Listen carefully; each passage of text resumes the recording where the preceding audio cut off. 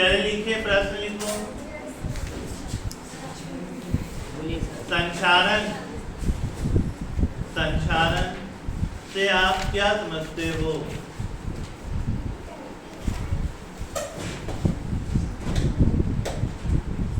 संक्षारण से आप क्या समझते हो? इसे प्रभावित करने वाले कारक लिखिए।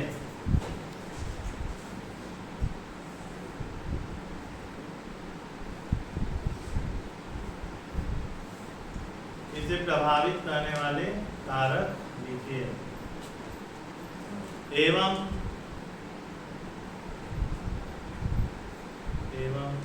इसे रोकने के उपाय बताइए।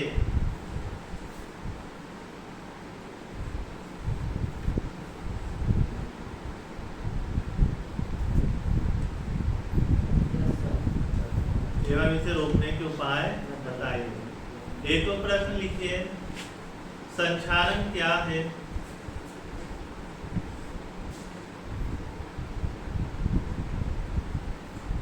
संक्षारण क्या है?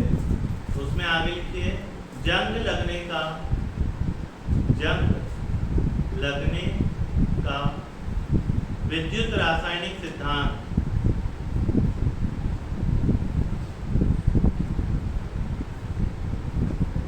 विद्युत रासायनिक सिद्धांत समझाइए।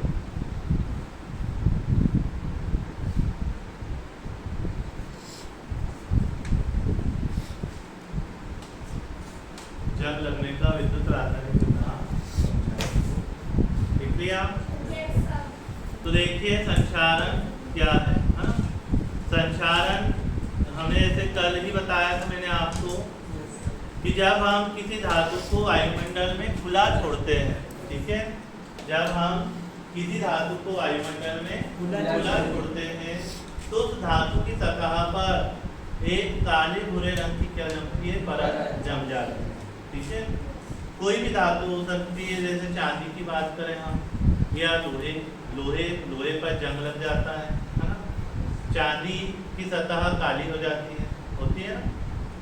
सोना जो रहता है, आप जब परचेस करके लाते हैं, खरीद के लाते हैं, तो कितना गोल्ड रहता है ना, एकदम चमकदार रहता है, लेकिन धीरे धीरे उसकी चमक क्या हो जाती है?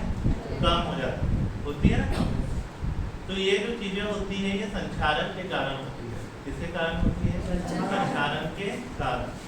जो प्रकृति में जितनी वायुमंडल उपस्थित है, नमी उपस्थित है, ठीक है, वायुमंडल में जो खारापन उपस्थित है, तो खारापन के कारण धातु की सतह धीरे धीरे क्या होती है? नष्ट होती है। क्या होती है? धीरे धीरे नष्ट होती है। और धातु की सतह का इस प्रकार धीरे धीरे नष्ट होना ही क्या कहलाता है? संक्षारण कहलाता है। आया समझ में? हमें ऐसे लिखना है कि जब हम किसी धातु को वायुमंडल में खुला छोड़ते हैं तो धातु की सतह का धीरे धीरे नष्ट होना संक्षारण कहलाता है, ठीक है। संक्षारण जो क्रिया है ये एक रेडॉक्स अभिक्रिया है। कौन सी अभिक्रिया है? रेडॉक्स, है ना। रेडॉक्स मतलब इसमें ऑक्सीकरण भी होता है और अपचयन भी होता है ना। पेपर में आता है ये, आपका ऑब्जेक्टिव में आएगा कि संक्षारण की क्रिया कौन सी है। पूरे ऑब्जेक्टिव आएंगे जैसे ऑक्सीकरण, अपचयन, रेडॉक्स और कुछ लिखा रहेगा, है ना। तो हमें याद रखना है कि संक्षारण की क्रिया क्या है? रेडॉक्स अभिक्रिया है, ठीक है। इसमें ऑक्सीकरण भी होता है और इसमें अपचयन भी होता है, ठीक है। संक्षारण का यदि उदाहरण पूछा जाए तो आपको उदाहरण सिंपल लिखना है कि जब हम लोहे को, लोहा मतलब आयरन, है ना, जब हम लोहे को वायुमंडल में खुला छोड़ते हैं तो लोहे की सतह पर एक भूरे रंग का पदार्थ जम जाता है। जमता है ना पदार्थ, ऐसा पदार्थ जमता है कि आप उसको रगड़कर या नाखून से लोचकर क्या कर सकते हैं? उसको निकाल भी सकते हैं। तो वो जो भूरे रंग का पदार्थ है वो क्या है? जंग है। क्या है वो? जंग, है ना। रहेगा याद सभी को? ये इसका क्या है? उदाहरण है ना। फिर हमने आगे क्या लिखा था कि संक्षारण को प्रभावित करने वाले कारक लिखिए, है ना। तो प्रभावित करने वाले से मतलब ये है कि किन किन कारणों से संक्षारण क्या होता है, बढ़ जाता है। ठीक है, हमें उन कारणों को लिखना है, किन कारणों से संक्षारण का मान क्या होता है, बढ़ता है, यानी धातु क्या होती है, नष्ट होती है। हमें कारण बताना है ना? तो देखिए संक्षारण को प्रभावित करने वाले कारक, इसमें सबसे पहला कारक है धातु में उपस्थित अशुद्धि। धातु में उपस्थित अशुद्धि संक्षारण जो है ना, अभी हम विद्युत रासायनिक सिद्धांत भी पढ़ेंगे। संक्षारण की जो क्रिया होती है ये विद्युत रासायनिक सेल के समान है। कैसी क्रिया है इसमें? विद्युत रासायनिक सेल के क्रिया है। इसमें शुद्ध लोहा एनोड की तरह कार्य करता है और अशुद्ध लोहा जो है वो कैथोड की तरह कार्य करता है। अब धातु के अंदर जितनी अशुद्धि होगी, तो जितनी अधिक अशुद्धि होगी उतने अधिक उसके अंदर क्या बनेंगे, विद्युत रासायनिक सेल बनेंगे। ठीक है, जब उसके अंदर विद्युत रासायनिक सेल बनेंगे तो जंग क्या होते जाएगा, उसके ऊपर लगते जाएगा, है ना? यदि उसके अंदर सेल बनना बंद हो जाए तो जब लगेगा क्या? सेल किसके कारण बन रहे हैं? अशुद्धि के कारण। यदि शुद्ध धातु का हम उपयोग करें तो उसका संक्षारण नहीं होता है, लेकिन धातु के अंदर जो अशुद्धि उपस्थित होती है, अशुद्धि के कारण उस धातु का क्या होता है, संक्षारण होता है। दूसरा है धातु की प्रकृति। जो धातु जितनी अधिक क्रियाशील होगी, जो धातु जितनी अधिक क्रियाशील होगी उसका संक्षारण उतना ही अधिक होगा। ठीक है, यदि धातु क्रियाशील है, अधिक क्रियाशील है, तो उसका संक्षारण क्या होगा, अधिक होगा। और यदि धातु कम क्रियाशील है, ठीक है, क्रिया करती है लेकिन कम क्रिया करती है, तो उसका संक्षारण क्या होगा, कम होगा। ठीक है, धातु की अवस्था एवं आकार। ठीक है, एक दो पॉइंट क्या है, धातु की अवस्था एवं आकार। जो धातु एकदम चिकनी सतह वाली होती है, ठीक है, उसके ऊपर किसी भी प्रकार की कोई विकृति उत्पन्न नहीं होती। विकृति पता है ना, आप लोगों ने पढ़ा है आपकी क्लास में, क्या पढ़ा है विकृति?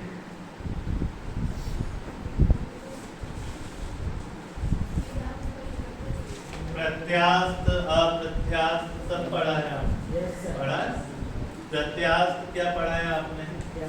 जैसे रबड़ को हम खींचते हैं तो वो पुनः अपनी अवस्था में क्या होती है, वापस हो जाती है। उस पदार्थ को क्या बोलते हैं, प्रत्यास्थ, है ना? कुछ ऐसे पदार्थ होते हैं कि जो आपने उसका आकार बढ़ाया तो वो पुनः अपनी अवस्था में वापस आते हैं, क्या नहीं आते, उसको हम क्या बोलते हैं, अप्रत्यास्थ कहते हैं। पर आपने रबड़ में भी देखा होगा कि जब हम रबड़ को अच्छे तेजी से खींचते हैं तो वह पुनः अपनी अवस्था में तो वापस आ जाती है, लेकिन थोड़ी थोड़ी सी जगह से जहाँ पे उसका दाब बल अधिक लगता है उस जगह पर वो थोड़ी सी फैल जाती है, फैलती है ना, उसकी मूल संरचना से क्या हो जा रही है, परिवर्तित हो जा रही है, हो रही है। उसको हम क्या बोलते हैं, विकृति कहते हैं। क्या कहते हैं उसे? विकृति कहते हैं। आरएस में क्या कारण है? जैसे एक प्लेन टिफिन बॉक्स है इनका, है ना, किसका है?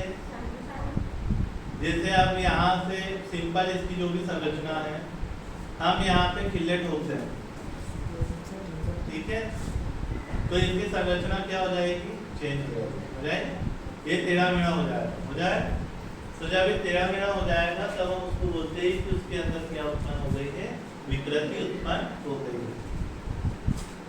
तो ये देखा गया है कि जो धातु जिसमें विकृति नहीं होती, जो धातु जिसकी सतह क्या होती है, बहुत चिकनी होती है, ठीक है, तो उस धातु का संक्षारण बहुत कम होता है।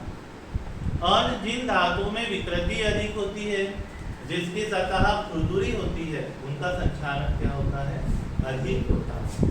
आया समझ में? और देखिए धातु वायुमंडल की प्रकृति, चौथा पॉइंट क्या लिखा है हमने, वायुमंडल की प्रकृति। वायुमंडल की प्रकृति ऐसे कि यदि वायुमंडल में अधिक अशुद्धि उपस्थित हो, वायुमंडल में क्या हो, अधिक अशुद्धि उपस्थित हो तो क्या होएगा,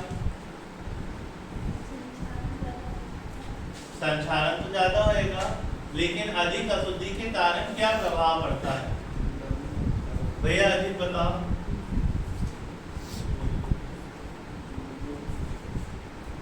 वायुमंडल में अधिक अशुद्धि यदि उपस्थित हो तो क्या होता है, अम्लीय वर्षा सुना है आपने, सुना है?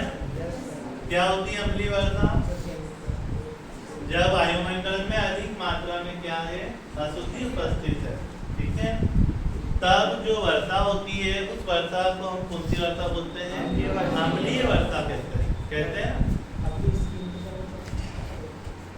तो जब वायुमंडल में अधिक अशुद्धि उपस्थित होगी, ठीक है, तो वायुमंडल जो है वो अधिक अम्लीय या अधिक क्या होएगा, क्षारीय होएगा। तो जब वो अधिक अम्लीय और अधिक क्षारीय होएगा तो संचारण की क्रिया भी क्या होगी, बढ़ जाएगी, क्या होगी, बढ़ जाएगी, ठीक है।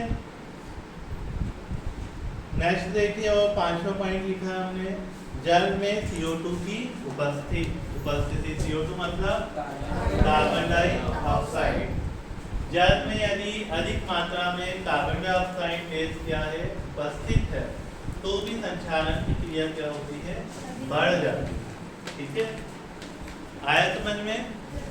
ये प्रभावित करने वाले जब भी कारक आएंगे ना, तो आपको रोकने के उपाय नहीं लिखना है, ठीक है, रोकने के उपाय अलग है।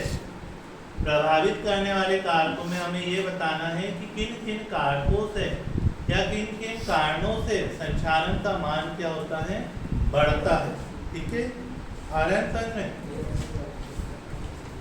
अब देखिए, संचारण को रोकने के उपाय, ठीक है, संचारण को रोकने के उपाय किन किन कारकों से हम संचारण को क्या कर सकते हैं, रोक सकते हैं, ठीक है।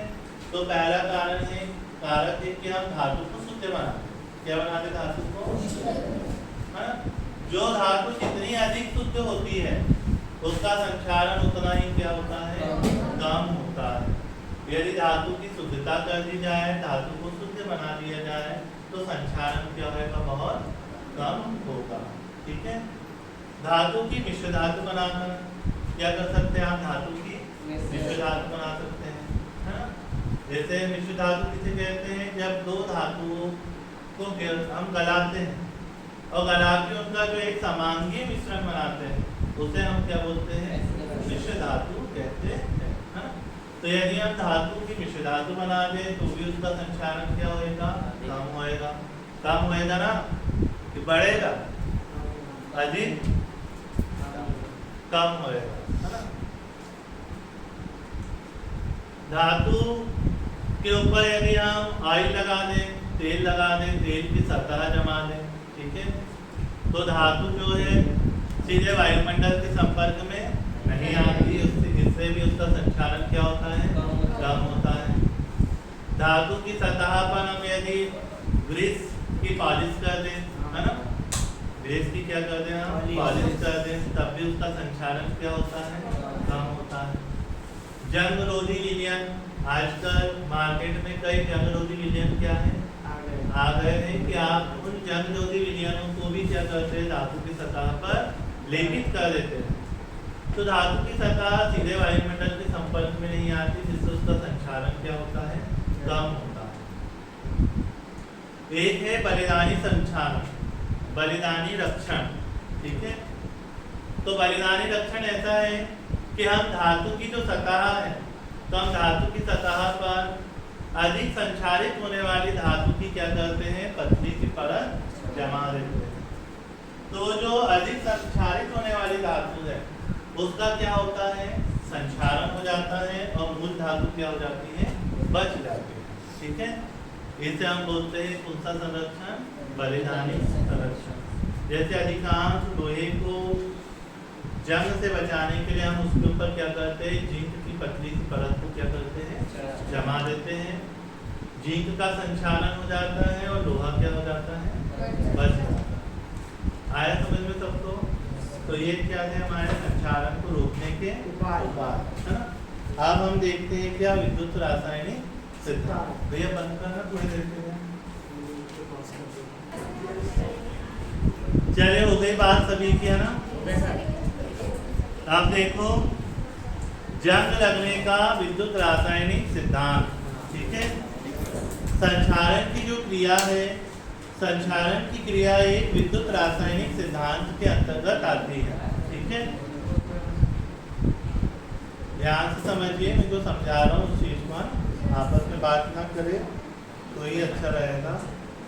संचारण की जो क्रिया है, ये क्या, कौन सी क्रिया है? ये विद्युत रासायनिक सिद्धांत की क्रिया है ना? विद्युत रासायनिक सिद्धांत के आधार पर हम संचारण को बहुत सरलता से क्या कर सकते हैं, समझ सकते हैं। ठीक, जैसे लोहे पर जंग लगना, लोहे पर जंग लगना एक कौन सी क्रिया है? संचारण की क्रिया है ना? अब मैं यहाँ पे क्या बोल रहा हूँ, वोल्टेज सेल। वोल्टेज सेल मतलब जो हमने जैसे डैनियल सेल पढ़ा था, सेल टू सेल उसी प्रकार क्या है, वोल्टेज सेल होता है, उसी का एक सरलतम क्या है, रूप है। ठीक है, तो जैसी किसी विद्युत रासायनिक सेल के अंदर रासायनिक अभिक्रिया होती है, ठीक है, तो सेम टू सेम इसी रासायनिक अभिक्रिया के आधार पर लोहे के ऊपर भी क्या लगती है, जंग लगती है। लोहे के अंदर जो शुद्ध लोहा होता है वो एनोड की तरह कार्य करता है, जो अशुद्ध लोहा होता है वो कैथोड की तरह कार्य करता है। और लोहे की सतह पर जो नमी होती है, कार्बन डाइऑक्साइड CO2 युक्त जो नमी उसके ऊपर पाई जाती है, तो वो जो नमी है वो विद्युत अपघट्य की तरह कार्य करती है। नमी किसकी तरह कार्य कर रही है? विद्युत अपघट्य की तरह। शुद्ध लोहा एनोड की तरह कार्य कर रहा है और अशुद्ध लोहा किसकी तरह कार्य कर रहा है? कैथोड की तरह कार्य कर रहा है। अब कैसे क्रिया होती है देखिए, जो एनोड है, एनोड पर ऑक्सीकरण की क्रिया होगी। कौन सी क्रिया होगी? ऑक्सीकरण की क्रिया। क्या होएगा कि जो शुद्ध लोहा है हमारा आयरन, तो ये आयरन धनायन में परिवर्तित हो जाता है और 2 इलेक्ट्रॉनों को क्या करता है, ये मुक्त करता है। ठीक है, ये किसके ऊपर क्रिया हुई है? शुद्ध लोहे के ऊपर क्रिया हुई है, एनोड क्रिया है। ठीक, अब ये जो मुक्त इलेक्ट्रॉन है ये विद्युत अपघट्य की सहायता से किसके पास जाते हैं? अशुद्धि के पास। किसके पास जाते हैं? अशुद्धि के पास। और कैथोड पर क्रिया होगी, इस पर अपचयन है। क्या है इस पर? कैथोड पर क्या उपस्थित है? अशुद्धि उपस्थित है। ठीक है, साथ में वायुमंडलीय क्या उपस्थित है, उसके ऊपर नमी भी क्या है, उपस्थित है। ठीक है, तो क्या होती है क्रिया देखिए, ऑक्सीजन गैस, वायुमंडलीय नमी H2O प्लस ये जो 2 इलेक्ट्रॉन यहाँ से आए हैं, ये सब अपचयन की क्रिया करते हैं और ये हाइड्रा ऑक्साइड क्या बनाते हैं? ऋण आयन को क्या करते हैं? निर्माण करते हैं। समीकरण समझते आते हैं ना आप लोग? यहाँ देखो, हाफ O2 लगाया मतलब आधी ऑक्सीजन, एक ऑक्सीजन है ना। ऑक्सीजन को हमेशा O2 रूप में ही लिखा जाता है, केवल O रूप में नहीं लिख सकते। और हमें सिंगल ऑक्सीजन चाहिए तो हम क्या लगा देते हैं, उसके आगे हाफ लगाते हैं। ठीक है, H2O मतलब 2 हाइड्रोजन है और एक क्या है यहाँ? ऑक्सीजन। तो यहाँ देखो 2 हाइड्रोजन है, यहाँ 2 लगा है, मतलब कितने हाइड्रोजन है? 2। ये एक ऑक्सीजन इधर की, एक ऑक्सीजन इधर की, एक और एक कितनी हो गई है? 2 ऑक्सीजन है। और ये 2 इलेक्ट्रॉनों को इन्हें ग्रहण करा, इसलिए क्या लगा है यहाँ पे? माइनस। ठीक है, तो एनोड पे हमारा क्या बना? आयरन धनायन। कैथोड पर क्या बना हमारा? हाइड्रा ऑक्साइड ऋण आयन बने। अब ये जो एनोड पे धनायन बना है और कैथोड पर क्या बना है? ऋण आयन बना है।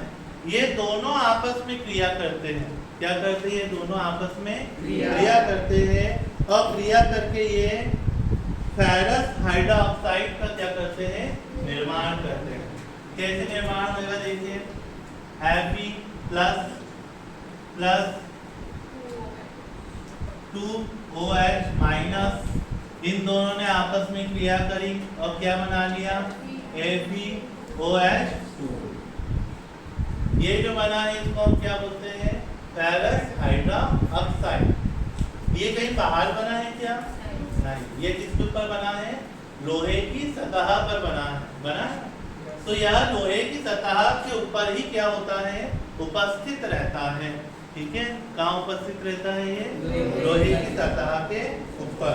ठीक है, अब ये जो बना है हमारा फेरस हाइड्रोक्साइड, ये पुनः वायुमंडलीय नमी, वायुमंडलीय अशुद्धियों से क्या करेगा, क्रिया करेगा। ठीक है, और क्रिया करके क्या करता है ये, कि हाइड्रेट फेरिक ऑक्साइड का क्या करता है, निर्माण करता है। जो मैंने आपको अभी शब्द बोला ना, हाइड्रेट फेरिक ऑक्साइड, ये जो हाइड्रेट फेरिक ऑक्साइड है यही जंग है। क्या है ये, जंग। कैसे क्रिया करता है देखिए, FeOH2 प्लस वायुमंडलीय नमी के लिए H2O2 प्लस H2O। ठीक है, यहाँ ट्वाइस लगेगा तो ये क्रिया होती है, और क्रिया होकर क्या बन जाएगी, ये 2FeOH3। चाहे तो हम इसे ही लिख सकते हैं, Fe2O3 इंटू H2O। ये जो है ये सूत्र किसका है, जंग का सूत्र है। किसका सूत्र है ये, जंग का सूत्र है। ठीक है, यहाँ X जो है, H2O जो है, ठीक है, इसकी संख्या है। अभी यानी मुख्य तो ये बना है हमारा समीकरण, है ना, लेकिन हम इसको इस रूप में लिख सकते हैं कि यदि हम यहाँ पे क्या करें, संख्या को बढ़ा दें। जैसे अभी हमने यहाँ पे कितने लिए हैं, 2 लिए हैं, हम 3 कर देंगे तो उधर बढ़ जाएगी संख्या, बढ़ेगी ना संख्या। x जो है, x एक कौन सा पद कहना चाहिए यार उसको, चर घातांकी क्या है, पद। ठीक है, चर घातांकी रूप में हम उसको क्या कर रहे हैं, प्रदर्शित कर रहे हैं कि कितना में हाइड्रोजन उसके अंदर क्या है, हो सकता है। ठीक है, उसको दर्शाने के लिए हम उसके अंदर क्या लगाते हैं, केवल x लगाते हैं। एक समीकरण रूप से सिंपल फॉर्म में कि जंग का जो समीकरण है, तो एक समीकरण को बनाने के लिए हम उसके अंदर क्या लगाते हैं, x लगाते हैं। x जो होती है वो जो H2O है, जल का जो अणु है, तो जल के अणुओं की संख्या को क्या करता है, ये प्रदर्शित करता है। x का मान कुछ भी हो सकता है, 1 2 3 4 5, कुछ भी क्या है इसका मान हो सकता है। ठीक है, आया समझ में यहाँ तक? yes. ये था हमारा क्या, जंग लगना। ठीक है, अभी हमने एक सेल की अभिक्रिया देखी है। क्या देखी हमने, एक सेल की अभिक्रिया। ये जो एक सेल है ना, इसे संचालन सेल कहते हैं। ठीक है, अब लोहे की सतह पर ऐसे अनेक सेल बनते हैं। क्या बनते हैं, लोहे की सतह पर ऐसे अनेक सेलों का क्या होता है, निर्माण होता है, जिन्हें हम संचालन सेल क्या है कहते हैं, या संचालन यूनिट भी हम उसको क्या है बोल सकते हैं। तो धीरे धीरे पूरे लोहे की सतह पर क्या होगा, जंग क्या होता जाएगा, बढ़ते जाएगा। ठीक है, यदि इसका हमने इसको नहीं रोका तो पूरा लोहा आपका क्या हो जाएगा, नष्ट हो जाएगा। ठीक, आया तो समझ में? सेलेक्टेड है ये, पेपर की दृष्टि से IMP है। सर एक बार हमें सीधा सीधा लिखना है कि संचालन जो है, संचालन की क्रिया को हम विद्युत रासायनिक सिद्धांत की सहायता से बहुत सरलता से समझ सकते हैं। जैसे लोहे पर जंग लगना एक संचालन की क्रिया है।